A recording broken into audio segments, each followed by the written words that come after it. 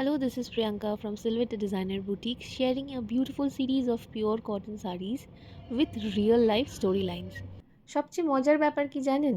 একজন ইন্ডিপেন্ডেন্ট মেয়েকে সবচেয়ে বেশি জাজ করা হয় তার পোশাক দিয়েই। আর দুঃখের বিষয় অনেক সময় এই বিচারটা আসে আরেকজন মেয়ের কাছ থেকেই। এত সেজেছে কেন? এত সিম্পল শাড়ি কি স্মার্ট লাগে? এত বোল্ড কেন? কিন্তু একজন ইন্ডিপেন্ডেন্ট মেয়ে সে কারোর অ্যাপ্রুভালের জন্য ওয়েট করে না। নিজের কনফিডেন্সের জন্য সে সাজে।